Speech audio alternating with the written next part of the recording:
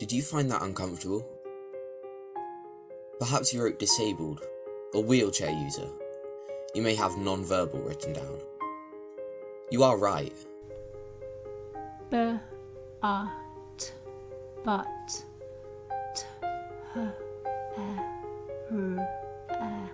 there. But there is much more to me than the body I'm trapped in. I'm not meant to be here today. After I was born, my parents were told that I might make it to age 12 if I was lucky. But now, at age 15, I've defied the expectations of the medical profession, and my quadriplegic, kidney transplanted, oxygen-dependent body limps, or rather, sits, on. So why am I here today?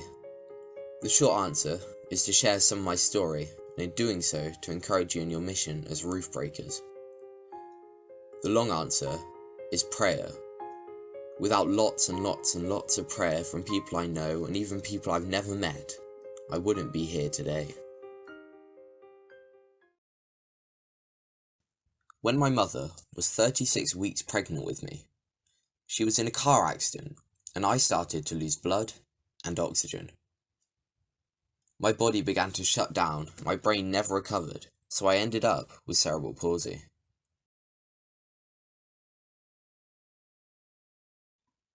I have no independent movement of my arms and legs.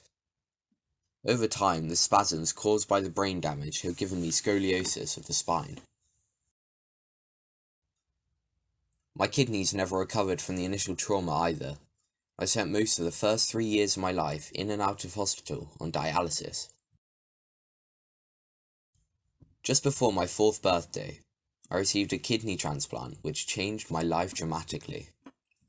But within a few weeks, I was back in hospital fighting a respiratory virus, which has left me with damaged lungs. I need 5 litres of extra oxygen a minute and use a ventilator each night.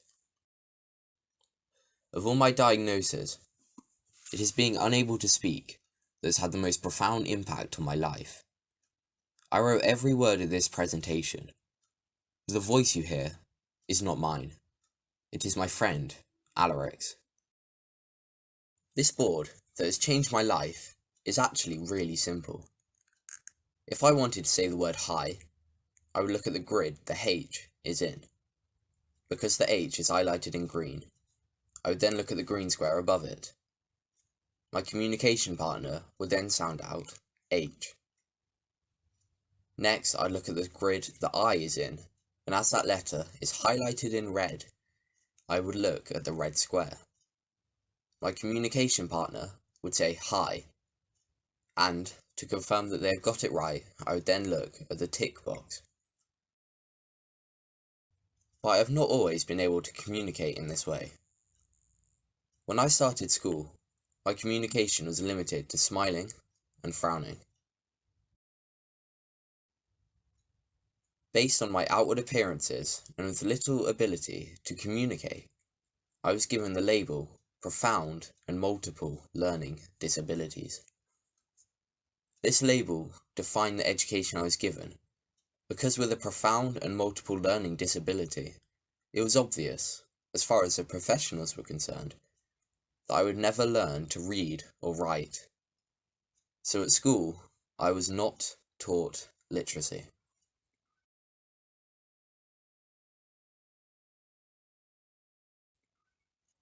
When I was 7, my mother took me out of school for a couple of hours a day to learn to read and write.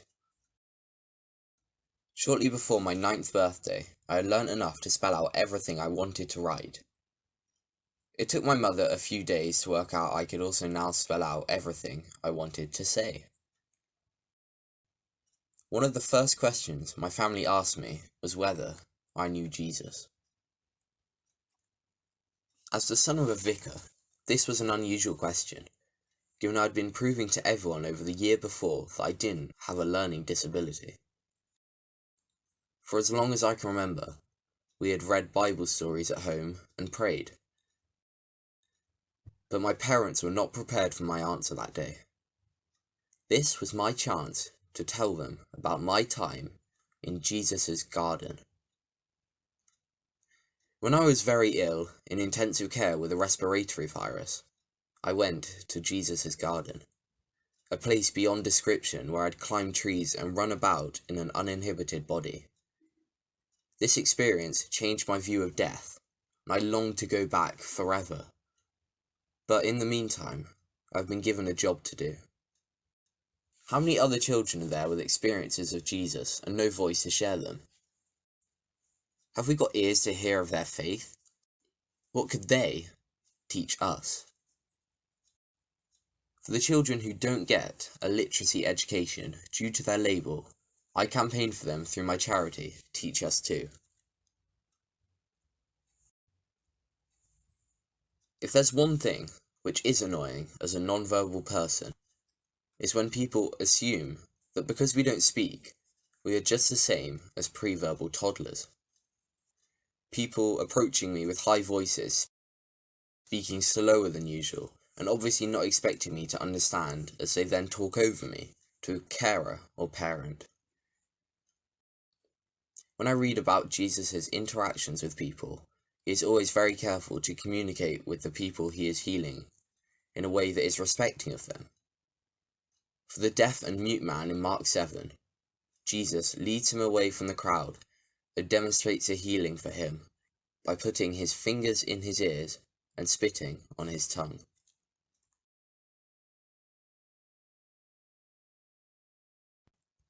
When I was very young, lots of people wanted to help my parents, and one of them started a service for preschool children called Little Lights, so I could be part of a church group with people my own age.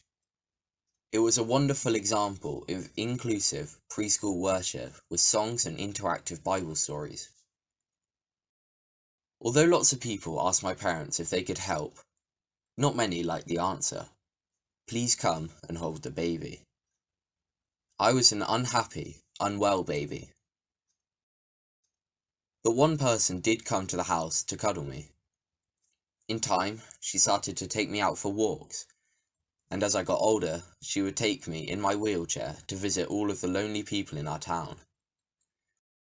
With a small ministry of my own, I felt a valued part of the community. As I've got older, it has become more of a challenge to always be included.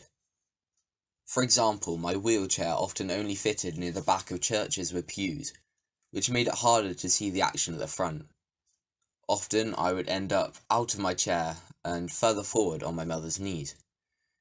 But these are quite tight places, and it was sometimes a squeeze.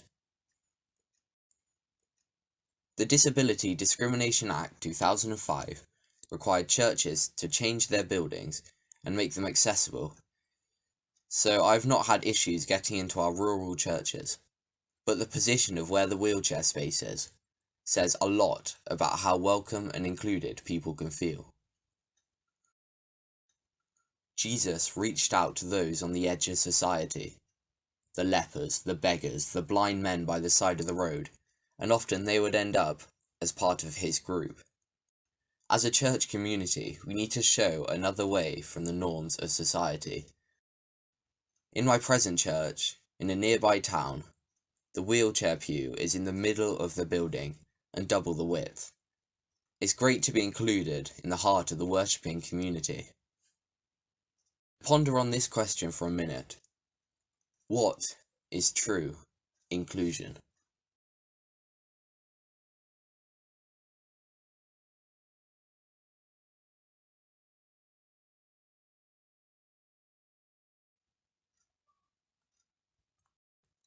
True inclusion goes much further than the baseline of accommodating different needs and disabilities.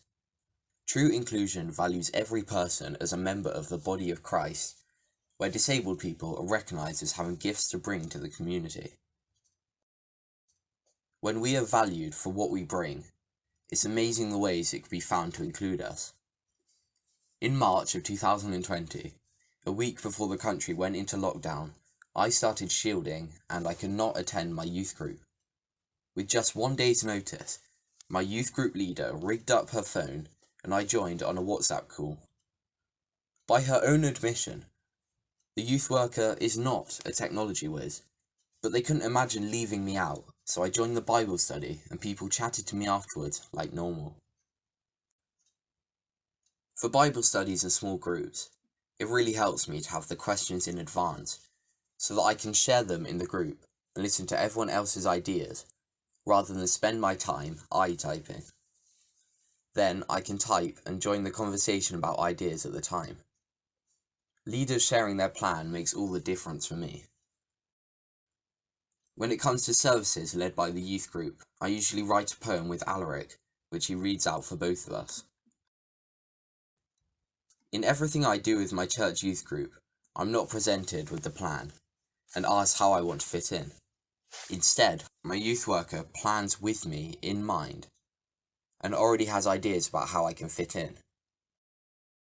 For example, games are adapted so that I can join in, and now everyone wants me on their dodgeball team because my wheelchair is good to hide behind and the opposing team feel bad throwing balls at me. Other times I just take on another role. For example, when my youth group went rock climbing, I joined the group of encouragers at the bottom.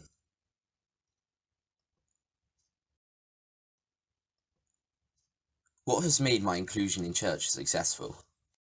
It all comes down to one word: ask.